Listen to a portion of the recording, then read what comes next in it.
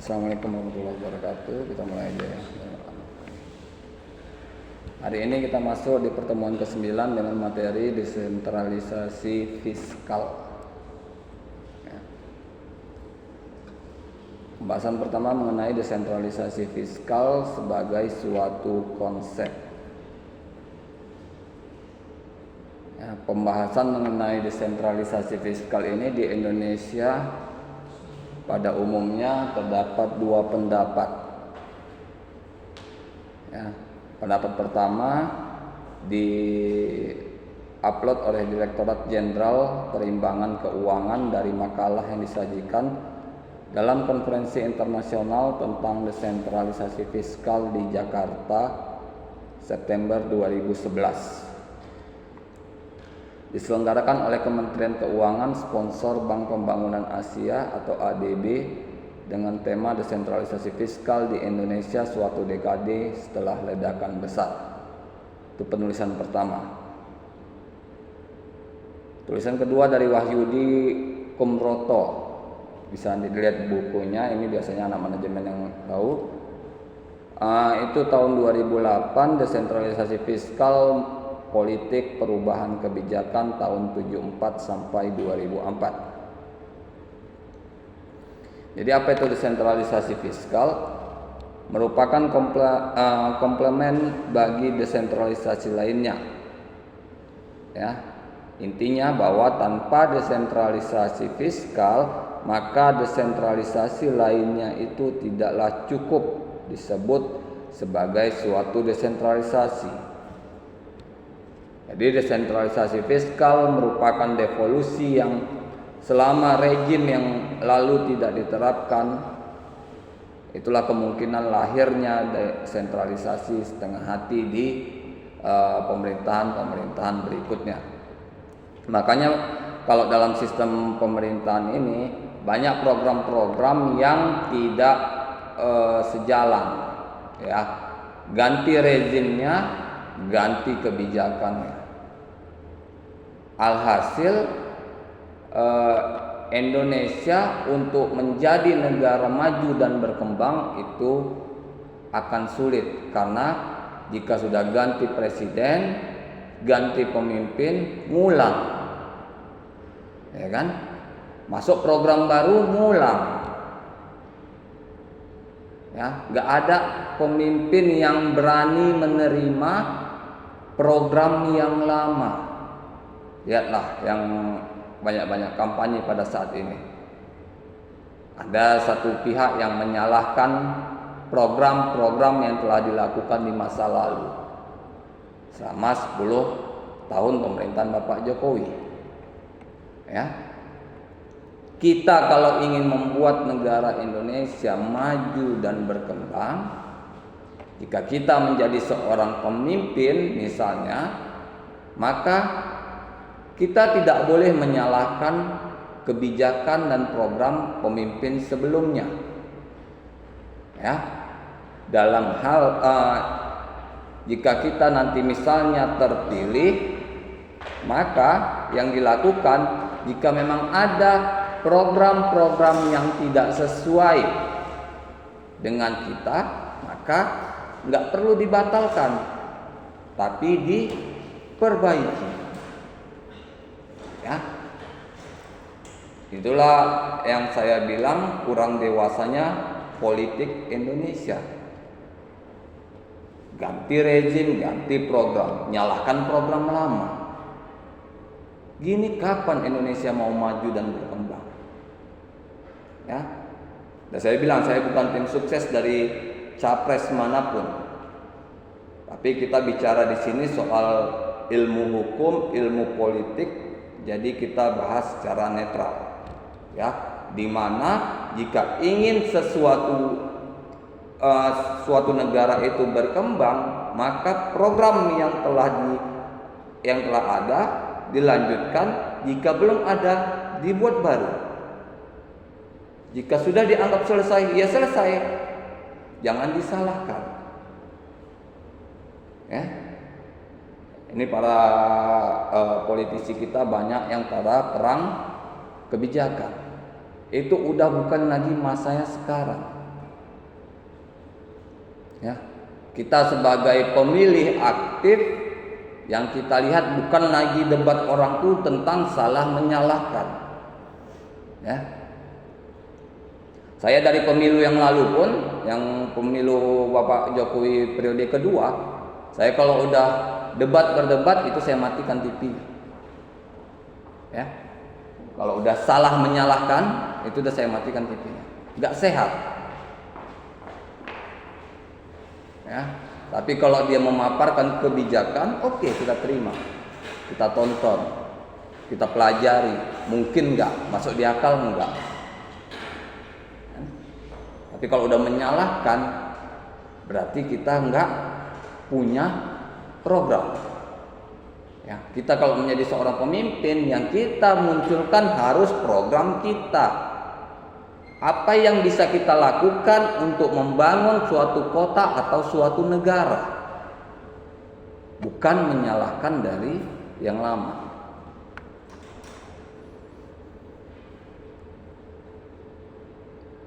Ya, konferensi internasional tentang desentralisasi fiskal ini diadakan di Jakarta pada September 2011. Ya, yang menandakan bahwa setelah 10 tahun diadakannya reformasi, baru awal milenium pemerintahan terbaru. Ya, reformasi 98. Kalian orang hukum, orang sejarah, orang fisipol harus tahu. Ya, mulai dari masa Belanda masuk Indonesia sampai Presiden Jokowi sekarang sampai pemilu yang akan datang, kalian harus tahu. Ya, bukan hafal mati, yang penting kalian tahu sejarah, karena berkaitan juga dengan hukum juga. Bukan hanya urusan anak sejarah. Kalau anak sejarah mereka meneliti lebih mendalam. Kenapa ini bisa terjadi? Kenapa ini bisa terjadi? Kita tidak meneliti sampai segitunya. Kita hanya tahu sejarah perkembangan Indonesia, perkembangan sistem pemerintahan, perkembangan sistem keuangan.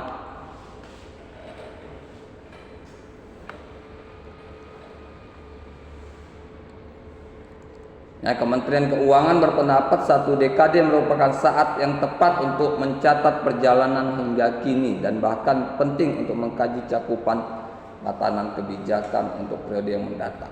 Makanya untuk suatu program itu biasanya umum dilihat berhasil tidaknya itu 10 tahun.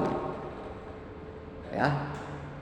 Makanya 2 periode, kebanyakan 2 periode. Memang diizinkan dalam undang-undang kita 2 periode, tidak dibenarkan 3 periode. Ya, udah ada upaya untuk mengajukan 3 periode, tapi ditolak oleh MK. Ya, tidak. Kalau kita mengizinkan 3 periode, berarti kita sudah merubah konstitusi. Ya, semenjak Presiden Soeharto turun, maka 2 periode, 2 periode 10 tahun. Indonesia 10 tahun. Kalau 2 periode Amerika 8 tahun. Amerika 1 periode 4 tahun. Ya, itu dianggap di seluruh dunia dianggap 2 periode merupakan waktu yang realistis untuk menjalankan semua program-program yang direncanakan. Ya, kalau menyangkut Indonesia, menyangkut suatu negara, ya, apalagi Indonesia yang sekarang 38 provinsi. Ya, kalian harus tahu 38. Nanti mau ada pecah lagi. Makin banyak kalian nanti makin bingung, makin lupa kok bisa nambah. 33 jadi 38 itu karena penambahan di Papua. Pengembangan di Papua. Nanti katanya ada lagi yang mau dipisahkan lagi di Kalimantan. Kalimantan apa di Jawa gitu. Karena memang terlampau besar. Ya, kenapa memang harus dipisah? Kalau dalam sistem pemerintahan daerah, ya suatu pemerintahan itu ada batasnya. Ya, kalau sudah terlampau jauh, misalnya melebihi 10 km, maka nggak akan lagi itu terkontrol oleh pemerintahan setempat, misalnya lurah, ya kan? Nah, kalau lurah kayak di daerah saya itu hanya 16 lingkungan, hanya seputar itu aja. Ya, kalau total kelilingnya paling 20 sampai 30 km. Tapi kelilingnya bukan tarik lurus. Kalau tarik lurusnya paling 10 atau 15 km. Tapi nggak sampai sih, saya rasa 10. Karena terlampau dekat-dekat, ya. Kalau yang di daerah saya juga di Kecamatan Medan Area ada Komat 1 itu sampai 34 lingkungan. Saking di sana daerahnya gang masuk gang. Jadi harus ada pemerintahan setempat, harus ada Kepling yang menangani itu, daerah itu, yang tahu tentang daerah itu. Ya.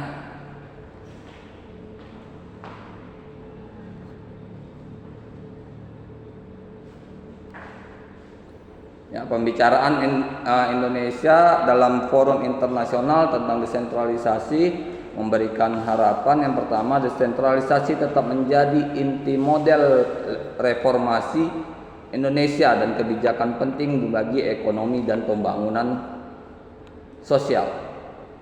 Ya. Jadi desentralisasi itu reformasi Indonesia dalam penataan masyarakat. Ya. Yang dulu dalam sistem pemerintahan Bapak Soeharto, ya, semua terpusat atau dekonsentrasi. Pada umumnya yang kita kenal, sudah kita bahas sebelumnya, itu dekonsentrasi pada masa Bapak Soeharto. Ini desentralisasi dibalikkan ke daerahnya masing-masing untuk mengembangkannya. Ada plus minusnya, ya. Kita nggak bisa menyalahkan sistem dekonsentrasi karena kita lihat dekonsentrasi tidak sepenuhnya gagal. Di mana letak tidak gagalnya? Lihat, pada zaman dulu masa Bapak Soeharto tidak ada kita dengar berita heboh tentang korupsi. Nggak ada. Kalian boleh tanya sama orang tua kalian kalau kalian belum hidup di zaman 98 ke bawah. Gak ada itu tentang korupsi. Gak ada namanya jual beli jabatan. Gak ada yang berani. Semuanya takut dengan Bapak Soeharto. Ya. Harga, saya pernah beli harga bensin itu 900 perak per liternya. Terakhir yang masa Bapak Soeharto itu 1.200 kalau nggak salah saya, 1.200 atau 1.700. Bayangkan sekarang sudah 10.000. Berarti kemunduran fiskal, kemunduran keuangan negara. Ya kan? Karena nggak ada kita yang go internasional. Ya. Nggak ada yang bisa diharapkan. Kalau negara-negara lain mata uangnya kuat, misalnya kayak yang di Timur Tengah, mereka ada jual apa? Ada yang dibutuhkan dari negara mereka, minyak bumi, ya kan? Minyak bumi, makanya uang di negara Timur Tengah bisa tinggi, karena ada yang diharapkan dunia dari negaranya. Rusia mata uangnya tinggi, kenapa? Karena Amerika, negara di benua Amerika dan Eropa nggak akan bisa hidup tanpa gas dari Rusia. Lihat saat Rusia mematikan kenop gasnya, Prancis mati lampu full, ya kan? Mesin pemanas pun nggak ada di akhir tahun, pada kedinginan semua. Ya, tahu kalau di Eropa, Amerika kalau udah musim salju dinginnya gimana, ya kan? Nah, mana negara yang memiliki sesuatu yang memang diharapkan oleh masyarakat internasional, pasti keuangannya stabil. Kita harusnya ada apa? Papua, Freeport. Tapi sayangnya oleh pemerintahan zaman dulu diserahkan pengolahannya ke Amerika. Kalau kita kelola sendiri, kita bisa jadi negara yang kaya. Ya. Apa kita yang nggak ada? Pesawat kita sudah ada perusahaan pembuatannya. Lokomotif kita ada pembuatannya. Ya. Bahkan lokomotif pembuatan Indonesia itu banyak dipakai di Eropa dan Amerika. Saya bicara Eropa Amerika itu berarti benua ya. Di Eropa dan Amerika. Kita ambil bekasnya dari Jepang dengan biaya kirim 1 miliar. Bekasnya nggak bayar. Biaya kirimnya 1 miliar. Ya. Padahal kita punya perusahaannya. Kita punya perusahaannya tapi kita pakai bekas.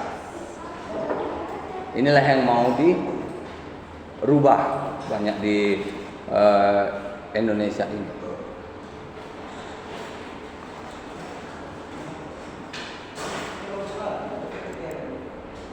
Kita kalau dalam sistem ekonomi seharusnya kita kuat. Ya. Harusnya kita kuat. Apalagi dari segi hiburan misalnya. Ya. Dari segi hiburan film UI, Upin Ipin itu asli buatan Indonesia. Ya. Ini nanti kita upload di YouTube. Siapa yang bisa klaim itu buatan Malaysia? Nggak ada. Itu asli buatan Indonesia. Yang buat orang Indonesia dari Jawa, dijualnya ke TV-TV Indonesia, nolak. Saat dijual ke TV Malaysia, Indonesia ngambil dari TV Malaysia. Mohon maaf, Indonesia memang suka yang second. Ya kan? Yang bahasanya sudah dirubah jadinya jadi bahasa Melayu, bukan bahasa Indonesia. Ya, harusnya kita kalian generasi muda, apa keahlian kalian kembangkan. Ya.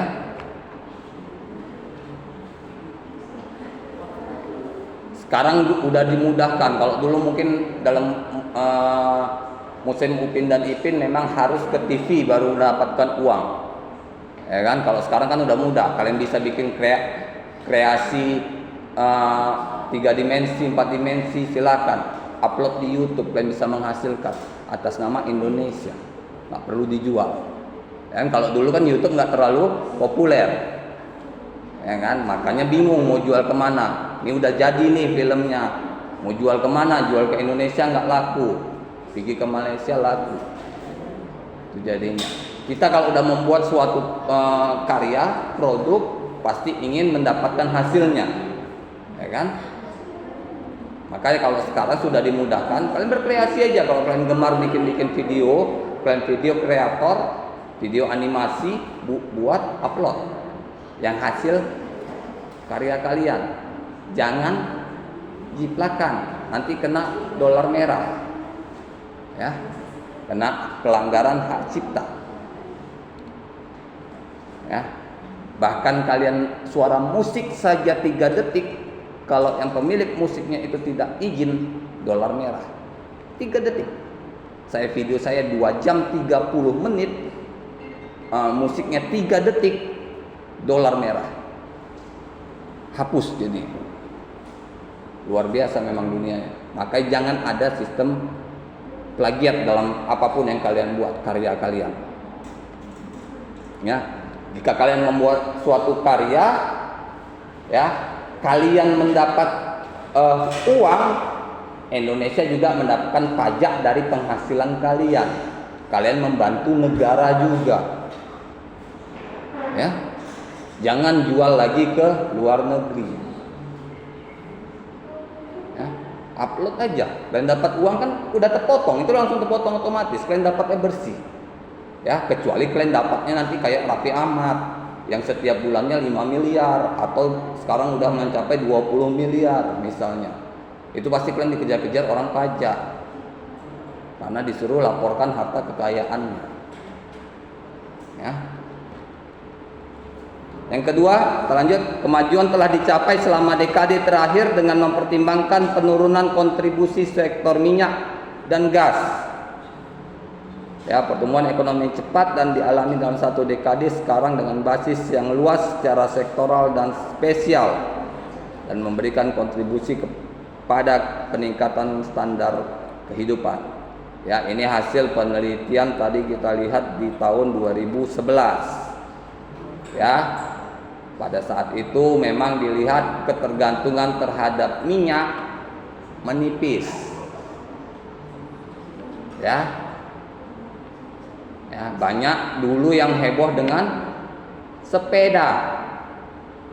Sekarang sejak zaman itu perusahaan sepeda motor nggak laku, bikin promo murah, DP murah. Sibuklah kita mengambil sepeda motor. Makanya mulai lagi pembengkakan bahan bakar. Ya.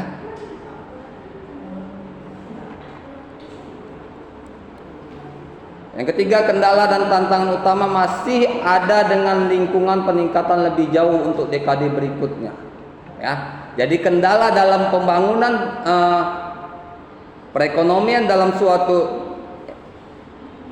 kota itu tergantung dari kotanya sendiri. Ya, apa sumber daya alam, sumber daya manusianya. Jika sumber daya alam, sumber daya manusianya mendukung, maka akan menghasilkan pendapatan atau fiskal yang memadai. Tapi kalau sumber daya alamnya ada, sumber daya manusianya tidak open, maka nanti itu jadi dijual juga ke luar negeri. Ya, itulah tenaga kerja asing. Ya, jangan salahkan tenaga kerja asing masuk ke Indonesia. Kenapa? Karena memang kebutuhan buruh pabrik memang tinggi. Tapi pada saat sekarang ini generasi muda jarang yang ada mau jadi buruh pabrik. Ya kan? Pabrik kan harus tetap jalan. Iya kan? Kalian nggak mau mendaftar ke situ, kalian daftar ke Indomaret, kemana, ke sana sini, kalian nggak mau daftar ke pabrik, emang pabrik ini bisa jalan sendiri tanpa orang? Tidak bisa, maka dia harus cari solusi. Bikin permohonan ke negara, negara mohon tenaga kerja asing. Jadi sepenuhnya kita nggak bisa menyalahkan negara. Ya, koreksi diri sendiri dulu. Ya, kalau kerja pabrik pun bukannya gajinya murah, mahal. Apalagi kalau kalian kerja di pabrik ke Kalimantan, nah, itu banyak tuh gajinya, daerah Kalimantan.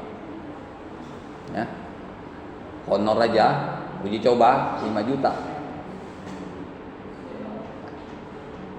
Tuh honor uji coba 5 juta per bulan. 3 bulan uji coba naik jadi pegawai, gajinya 7 atau 8 juta per bulan di pabrik Kalimantan.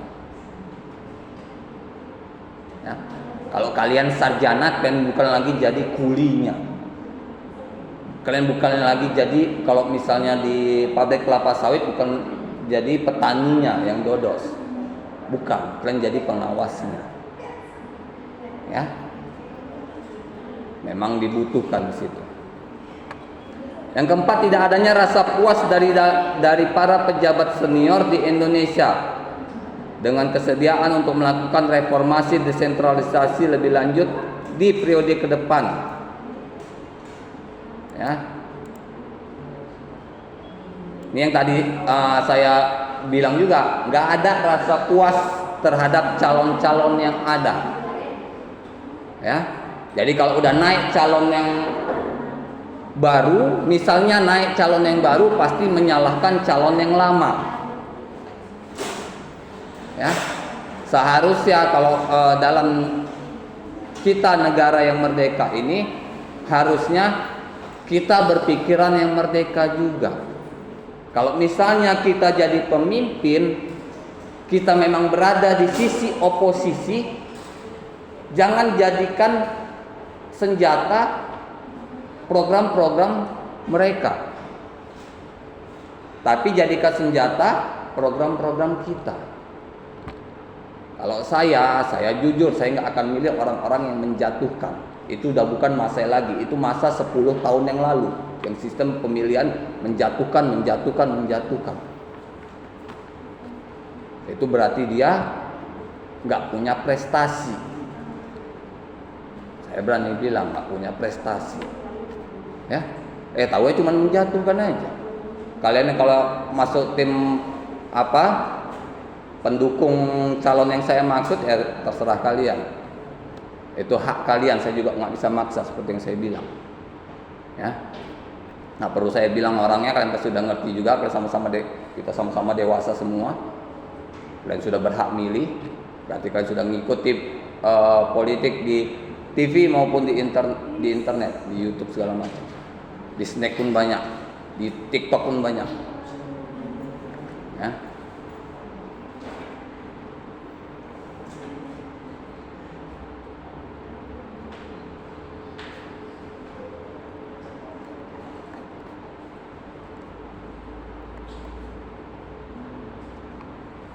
Apa tantangan dan isu penting ke depannya dalam hal ini? Yang pertama, peningkatan kapasitas staf dan sistem pemerintahan daerah untuk perencanaan dan penganggaran. Ya. Jadi ke depannya memang dalam dunia kerja tidak lagi dicari hanya sekedar ijazah, tapi kemampuan kalian menguasai bidang ijazah kalian. Ya, jika kalian melamar ke suatu pabrik atau perusahaan, pasti ada masa uji coba 3 bulan. Kalau kalian sesuai dengan yang diharapkan, kalian akan diangkat. Jika tidak, kalian akan terima kasih. Terima kasih telah mengikuti masa uji coba. Silakan ikuti di masa yang akan datang, di tahun-tahun yang akan datang. Ya. Makanya saya juga sudah pernah bilang, jika kalian ingin melamar suatu pekerjaan, maka lamarlah apa yang kalian kuasai. Oh Pak, saya sarjana hukum. Sarjana hukum itu luas. Hukum apa yang kalian kuasai? Ya. Kalau kalian bilang kalian hukum, ya hukum apa? Pak, saya sarjana hukum. Hukum apa? Ya. Hukum pidana nangani masalah pidana, hukum perdata nangani masalah perdata, hukum tata negara mengalami masalah tata negara. Yang menjalani masalah-masalah perbankan, ada hukum perbankan sama hukum ekonomi. Di mana bidang kajian kalian? Ya. Yang kedua, menyeimbangkan otonomi daerah dan keinginan untuk mencapai standar pelayanan minimum nasional dalam pelayanan utama. Ya. Jadi setiap daerah itu harus melaksanakan pelayanan minimumnya sesuai dengan standar yang ditetapkan oleh nasional. Makanya kalau kalian pergi ke fasilitas-fasilitas publik, itu ada nomor pengaduan. Ya. Contoh yang misalnya dekat dengan kalian, kantor camat. Biasanya di depan pintu kantor camat itu ada nomor pengaduan. Jika pegawai kantor camat ini meminta uang, maka laporkan ke nomor ini. Ya. Jangan kalian turuti. Nanti kalian juga yang turuti. Ngurus KTP. Dek, KTP siapnya 3 bulan. Gak bisa cepat. Bu, gak bisa cepat Pak. Oh bisa, tapi bayar 300.000. Kalian bayar. Kalian turuti dia. Padahal kalau kalian gak turuti, siap dalam waktu 2 minggu. Ya. Aturannya memang siap dalam waktu 2 minggu. Kenapa saya tahu? Saya udah 3 kali ganti KTP elektronik. Saya bilang jujur, KTP elektronik tidak bagus kualitasnya. 3 kali, selalu buram di nama, buram di alamat, buram di tanggal lahir. Ini juga udah mulai buram lagi. Ya, rajin-rajin aja ganti, rajin ganti terus. Orang nggak bayar, ya. Ingat, ganti KTP, ganti KK, spesial pun nggak keluar duit. Kalau kalian dimintakan duit, maka lapor di nomor pengaduan yang ada di kantor camat kalian. Ya, saya tidak pernah keluar duit. Saya ngurus kakak nggak keluar duit. Saya ngurus surat pindah kakak saya, adik saya nggak keluar duit. Spesial pun nggak keluar duit. Biasanya minta 3,5, ya kan? Ngurus sama Kepling misalnya minta 3,5, saya ngurus sendiri. Ya, urus saja sendiri bisa. Yang ketiga, menentukan seberapa besar atau kecil ukuran pemerintah pusat menyelaraskan alokasi dalam sistem pembiayaan antar pemerintah. Ya, jadi pemerintah daerah harus sadar berapa alokasi yang diberikan oleh pemerintah pusat untuk daerahnya. Dengan alokasi itu mungkin nggak untuk membangun segala aspek yang ada di daerahnya. Ya. Kalau rasanya tidak sesuai dengan apa yang direncanakan, maka persentasekan. Ya. Bukan didahulukan dari yang persentasenya banyak, tapi persentasekan sesuai uang dengan sesuai kebutuhan. Dibuat 100%, kebutuhan di bidang pendidikan berapa persen, diambil dari persenan yang uang yang tersedia, bukan uang yang direncanakan. Ya. Yang keempat, secara bijak memindahkan kekuasaan untuk memperoleh pendapatan ke daerah guna mendorong pembangunan lokal. Ya, ini maksudnya ada yang seharusnya kebijakan itu dilakukan oleh pemerintah pusat, tapi untuk mendapatkan dana bantuan yang lebih, daerah bisa memintanya. Ya, kalau udah meminta suatu proyek pasti ada dananya. Ya kan? Tapi memang betul-betul dikerjakan. Jangan jadi masalah. Yang jadi masalah di Medan apa? Proyek lampu pocong. Ya. Gak sesuai standar, maka wali kota Bapak Bobi nyuruh copot semua lampunya, kembalikan uangnya. Rugi pihak proyek. Ya, itulah resiko kalau kita menerima proyek dari pemerintah. Ya, kalau pemerintah nggak puas, copot, angkat, balikkan uang, nggak ganti.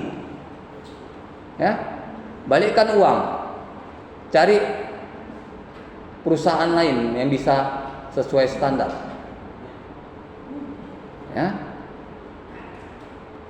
karena memang iya betul, saya ada di lewat pada malam hari di beberapa jalan yang lampu pocong itu banyak yang nggak hidup. Ya, dan jaraknya pun terlalu dekat. Untuk apa terlalu dekat, malah bikin semak, karena tiangnya besar. Ya kan, terlalu dekat, jaraknya paling 1 meter itu. Jadi makin sempit jalan.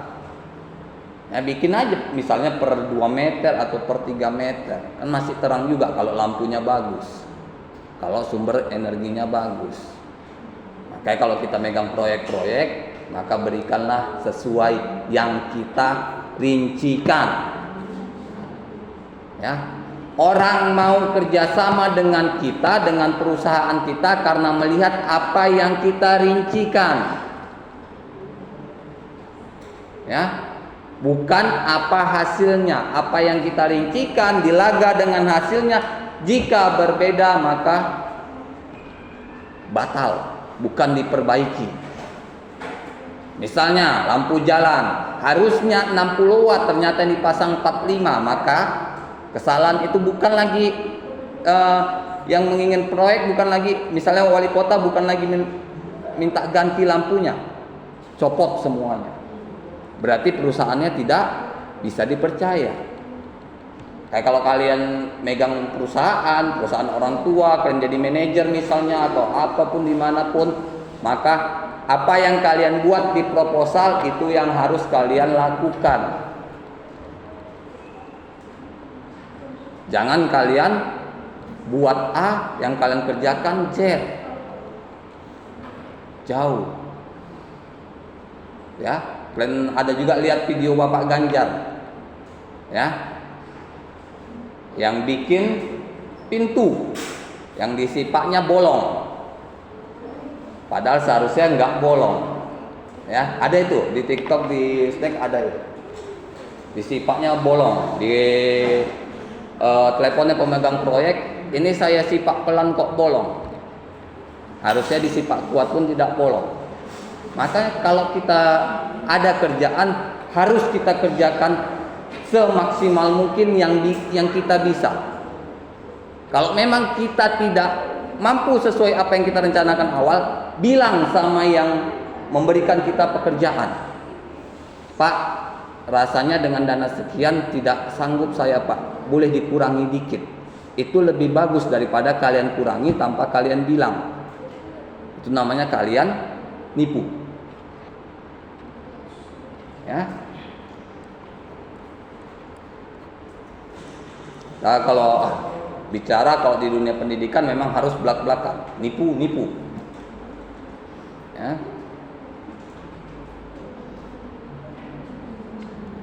Ya, pengaturan pemrosesan dalam suatu fiskal perlu dipersingkat dan disederhanakan menjadi 4 kriteria.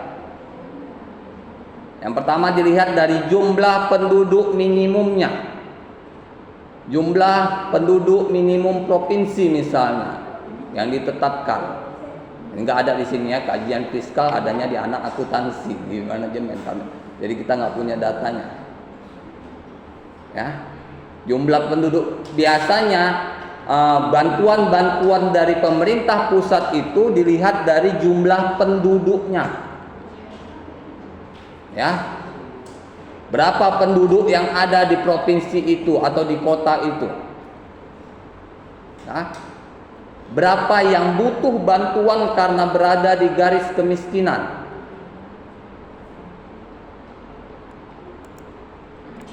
Makanya saya bilang, kalau ada di rumah kalian stiker sensus atau stiker pemilu, tapi petugasnya nggak pernah datang, copot. Saya copot dua-duanya, stiker sensus dan stiker pemilu. Kenapa? Orangnya nggak pernah datang nyensus. Untuk apa ditempelnya? Jangan biarkan orang jadi pemalas, mau honornya nggak mau kerja. Dia cuma datang tengah malam, ditempelnya di rumah kita.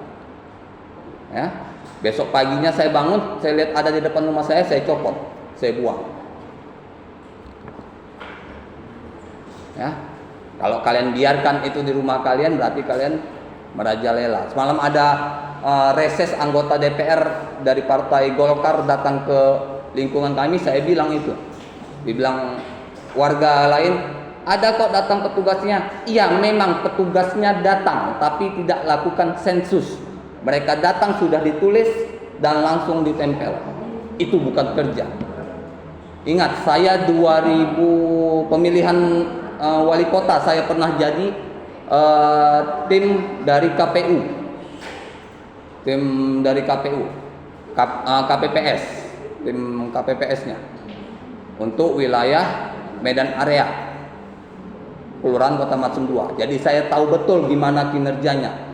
Jangan gurui saya tentang kinerja. Saya bilang sama waktu di sidang terbuka itu, reses anggota DPR itu, jangan ajarkan saya, Pak. Saya pernah ikut tim dari KPU untuk Komat 2, tim pengawas dari KPU. Jadi saya tahu aturan saya. Ya, kita kan udah tahu aturannya, kita bisa bicara. Ya. Yang kedua ada perwakilan dan akuntabilitas.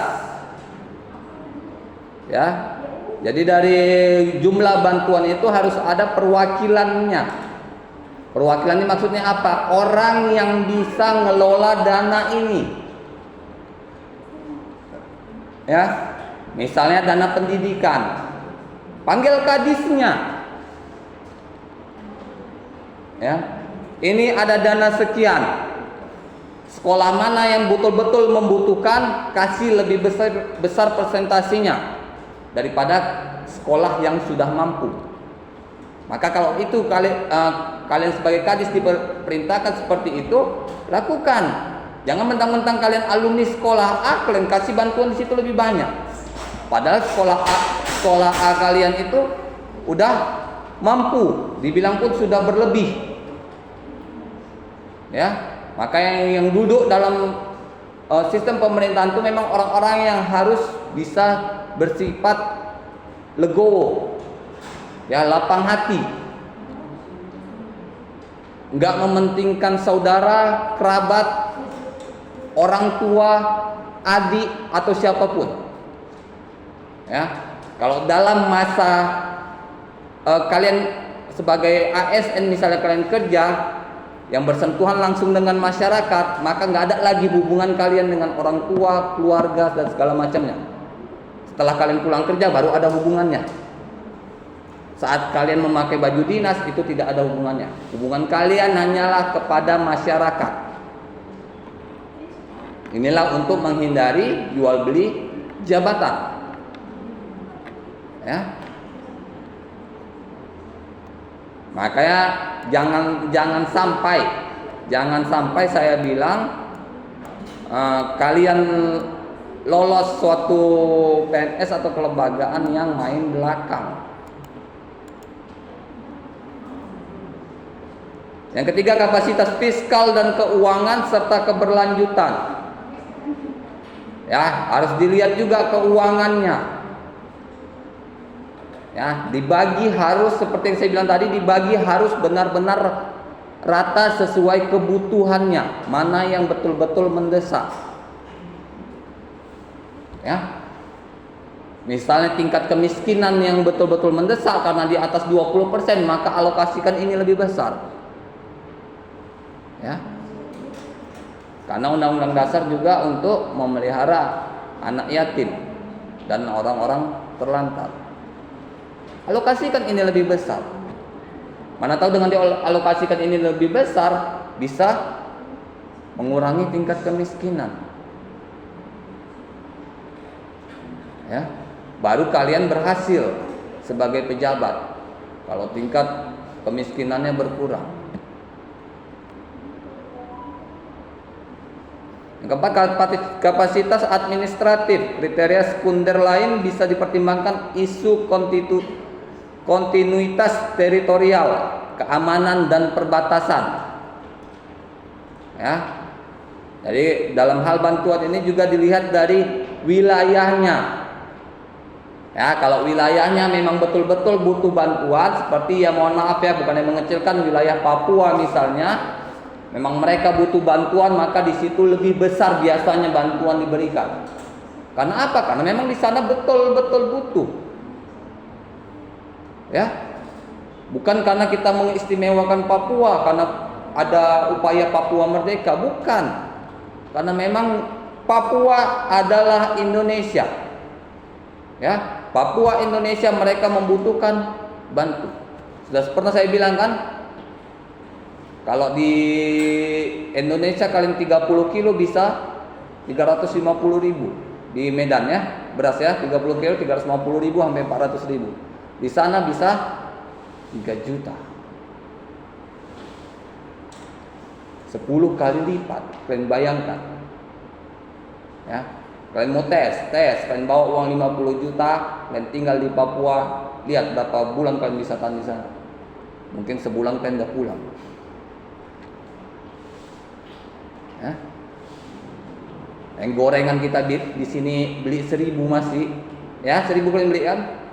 Di sana 5.000 satu biji. Ya. Aqua botol sedang 2.000 apa 3.000 di sini. Ya, di sana 20.000. Sayangnya di sana masih memakai uang Indonesia, tapi mereka tidak kenal uang 2.000 dan 1.000. Karena memang harga di sana tinggi, makanya nggak ada uang 2.000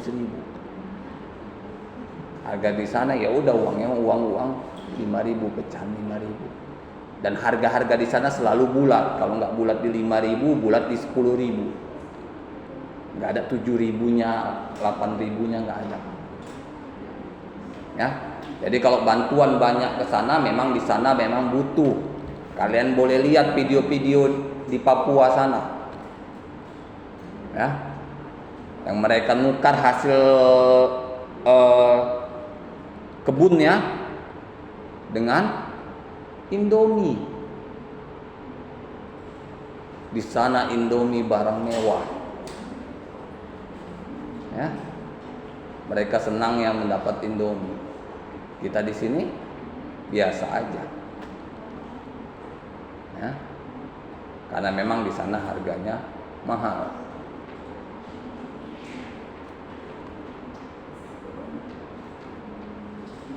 Dalam hal di atas ada perlu dilakukan penerapan. Yang pertama, insentif atau penggabungan. Insentif untuk penggabungan. Ya. Jadi mana yang program itu yang bisa sejalan, maka biasanya digabungkan, dilebihkan dananya, tapi enggak 2 kali lipat. Misalnya jadi 1,5, kan menghemat anggaran. Kalau misalnya bisa sekali jalan, ya, jadi nggak perlu 2 tim, 1 tim cukup. Jadi kalau misalnya harusnya membayar 50 orang, jadinya membayar cuma 25 orang, kan menghemat anggaran. Mana yang bisa sejalan harus dilakukan sejalan, ya.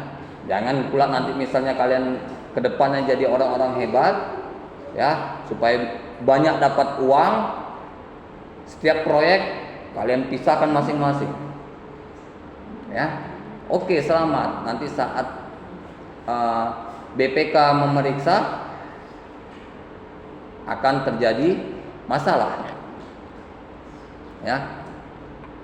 Kalau ada laporan yang tidak masuk akal atau laporan yang dibuat melebihkan uang negara, maka kena. Yang kedua, penugasan tanggung jawab lintas kabupaten atau kota ke provinsi. Ya, dalam hal ini pemerintah pusat memberikan penugasan atau tanggung jawab kepada kota-kota untuk ke provinsi, kerjasama langsung ke provinsi, mengambil sumber daya manusia di provinsi. Ya, wali kota misalnya untuk mengerjakan satu proyek tidak lagi membentuk satu tim, tapi misalnya sudah ada proyek pekerja di provinsi, maka pakai yang di provinsi. Karena biasanya pekerja-pekerja ini dikontrak per tahun, ya. Misalnya ada juga kontrak per pekerjaan. Ya, selanjutnya ada juga peningkatan kerjasama antar Pemda. Ya, ini biasanya Pemda-Pemda yang berdekatan atau bersebelahan atau berbatasan. Ya, biasanya dalam hal pengembangan di daerah situ maka dilakukan kerjasama. Mana contohnya? Misalnya Tangkahan. Tangkahan sebagian masih masuk Binjai, ya, sebagian lagi Aceh. Maka dua pemerintahan provinsi di situ bekerja sama untuk membangun Tangkahan. Ya, karena separuh wilayahnya ke Aceh itu, separuh di sini ke Sumatera Utara, ke Binjai. Yang keempat, pemakaian kabupaten pelayanan khusus. Apa ini? Misalnya, ya, daerah kabupaten itu tidak ada air bersih atau belum masuk fasilitas air bersih, maka dari pemerintah provinsi atau pusat melaksanakan program air bersih. Ya, ini juga banyak di media-media sosial yang mengambil air gunung. Tinggal pemerintah mengupayakan pompanya. Ya. Jadi kalau kita duduk sebagai pemimpin dan pemegang proyek, kita harus perhatikan, bukan hanya kita perhatikan wilayah-wilayah kota besar, tapi wilayah pedesaan yang di perbatasan, yang daerah terpencil sekalipun harus kita lihat. Supaya apa? Kadang mereka daerah-daerah seperti itulah yang membutuhkan bantuan, ya. Misalnya belum masuk listrik atau belum masuk air bersih ke sana, ya. Kalau memang terlalu jauh Tirta Nadi untuk mengalirkan ke sana, maka berdayakan ada air gunung. Air gunung lebih bersih, ya. Gimana air gunung itu bisa disalurkan ke rumah warga? Kreatif. Kalau memang tugas kita di lapangan, ya. Yang kelima, pelaksanaan privatisasi beberapa layanan. Ya, jadi beberapa layanan ada juga yang harus bersifat privat. Tidak perlu kalian bilang, tidak perlu kalian bilang kepada masyarakat, tapi kalian lakukan. Ya. Misalnya, contoh, ada wabah demam berdarah, ya. Untuk menghindari ketakutan dari masyarakat, maka kita sebagai petugas pemerintah tidak mesti datang ke tempat itu bilang untuk pengobatan demam berdarah. Bilang aja, misalnya pemeriksaan kesehatan rutin dari pemerintahan daerah, ya kan? Selalu ada alternatif informasi yang baik yang bisa kita sampaikan. Kalau informasi sebenarnya itu diterima bisa jadi buruk, ya. Kalau buruk jangan sampai kalian lakukan, ya. Misalnya itu yang saya bilang tadi, misalnya di daerah itu adalah demam berdarah, kan nggak mungkin kalian datang, Pak Bu saya kesini, misalnya daerah itu ada warga yang terkena COVID misalnya, Pak Bu saya kesini karena semalam tetangga ibu kena COVID, jadi ibu harus diperiksa. Itu kalian berarti nakut-nakutin, ya kan?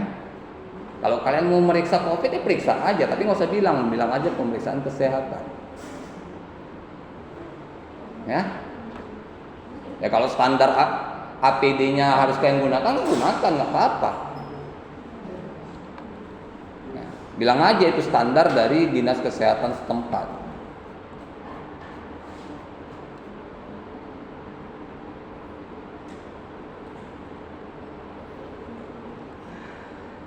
Ya, potensi pendapatan dan kapasitas administrasi selalu berbeda-beda di antara 490 Pemda di Indonesia. Ini data 2011 ya.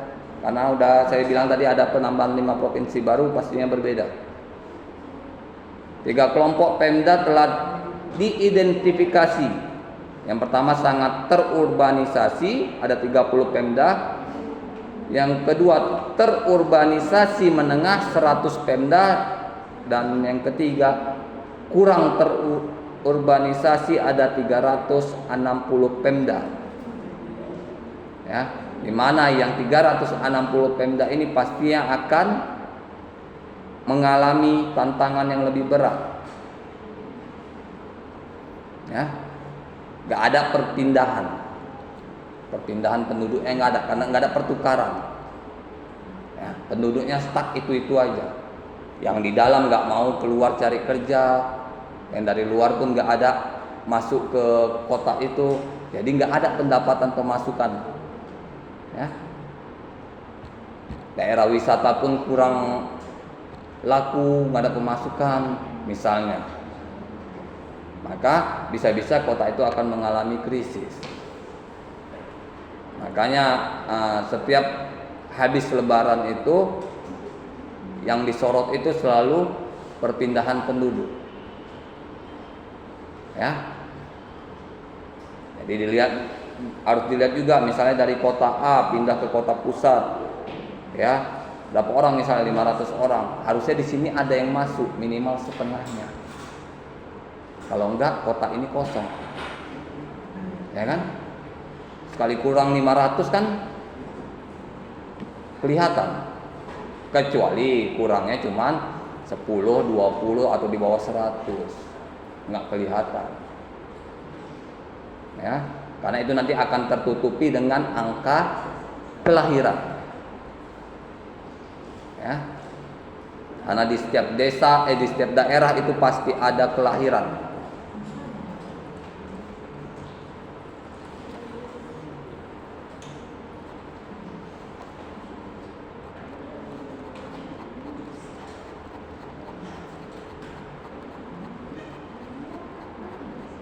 Ya, jadi kalau masalah fiskal ini harus benar-benar aktual, harus benar-benar terpapar. Makanya sekarang laporan-laporan keuangan dan kinerja pemerintah daerah dapat kita akses di situs pemerintahan daerah. Misalnya Kota Medan, kalian lihat situs Kota Medan. Deli Serdang, kalian lihat Deli Serdang. Sedang Bedagai, kalian lihat Sedang Bedagainya. Situsnya situ ada situ laporan keuangan, laporan kinerja, ada semua. Ya, itu lebih efisien. Jadi nanti dari data itu BPK bisa melihat benar nggak data yang dibuat. Ya, sekarang nggak perlu lagi data-data fisik. Kalau dulu data-data fisik yang harus dikirim ke pusat, sekarang enggak. Kedua, ada administrasi perpajakan yang efisien, ya, sangat efisien kalau untuk saat sekarang ini, ya. Kenapa? Karena misalnya NPWP aja kalian buat bisa melalui online sekarang, ya. Kalian bisa daftarkan NPWP secara online, atau kalau kalian ingin tahu kantor pajaknya, kalian daftarkan NPWP kalian ke kantor pajak. Mana tahu kalian ingin tahu kantor pajaknya, ya kalian bawa KTP aja, daftarkan di kantor pajak. Ya, nanti itu 14 hari kartu NPWP dikirim ke rumah kalian tanpa biaya. Kewenangan perpajakan yang mampu menjaring dinamika perkembangan pendapatan penduduk dalam porsi besar. Ya, jadi kalau kalian punya usaha apapun dalam skala besar, urus pajaknya. Karena itu juga untuk membantu perkembangan daerah. Ya, jangan salahkan kalau kalian nggak urus usaha kalian besar, ketahuan jadi ditutup. Seperti mall, ya, yang utang pajak, yang mall baru buka, lupa saya mall apa, yang ditutup Bobi, wali kota Bobi, ya, ditutup karena pajaknya nunggak 5 miliar lebih, ya. Makanya kalau kita punya usaha, urus pajaknya. Kalau memang usaha kita penghasilannya sudah wajib bayar pajak, ada di undang-undang nanti, di undang-undang pajak, di hukum pajak ada itu berapa yang ditetapkan untuk keluar pajak. Misalnya dengan karyawan 10 orang, penghasilan bersih adalah 20 juta udah kena pajak, maka jika sudah kena pajak sudah 20 juta penghasilannya, kalian daftarkan usaha kalian. Ya. Jika belum pun kalian daftarkan, kalian bilang, kalian kan nulis sesuai kenyataan. Misalnya penghasilan setelah keluar kebutuhan rutin, misalnya 15 juta, maka kalau dia ketetapannya misalnya 20 juta, maka kalian nggak akan kena pajak. Ya, nggak usah takut. Bukan berarti kalian daftar pajak kalian harus bayar. Yang keempat, permintaan pelayanan masyarakat yang elastis terhadap perubahan pendapatan aparat lokal. Ya, kalau dalam pelayanan masyarakat di setiap daerah itu berbeda-beda, bermacam-macam. Ya, lain orang, lain kemauannya. Kalau kalian kerja di pelayanan publik, kalian harus sabar-sabar. Apalagi nanti kalau misalnya kalian kerja di kantor camat, ada warga yang ingin melapor, warganya itu nenek-nenek umur misalnya 60-70 tahun, yang agak cerewet, ya harus kalian layani. Nggak boleh kalian emosi, nggak boleh kalian dongkol. Karena kalian udah kerja di pelayanan publik. Ya. Makanya orang yang kerja di pelayanan publik itu memang betul-betul orang yang harus sabar. Jangan sok-sokan kalian ngambil, terakhir kalian nggak sabar.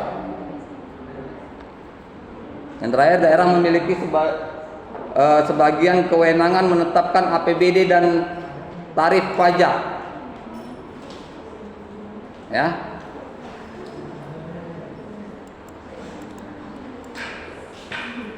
Ya, daerah juga memiliki kewenangan dalam penerapan pajak. Apa itu? Misalnya pajak bumi dan bangunan, itu ditetapkan oleh daerah. Ya, parkir di jalan raya itu perda. Ya, kalian lihat itu ada perdanya, perda parkir. Ya, buang sampah di tempat umum ada perdanya. Jadi itu ditangani langsung oleh daerah sesuai dengan kemampuan daerahnya. Ya. Kalau misalnya sini parkir sepeda motor 2.000, jangan terkejut kalian misalnya kalau di parkir motor di Bali bisa 5.000 sampai 10.000. Ya. Karena tarif parkir itu bukan ditetapkan oleh presiden, oleh gubernur dan wali kota masing-masing, melihat kondisi wilayahnya. Ya. Kalau di sana kan perputaran uang kan lebih tinggi daripada di daerah kita.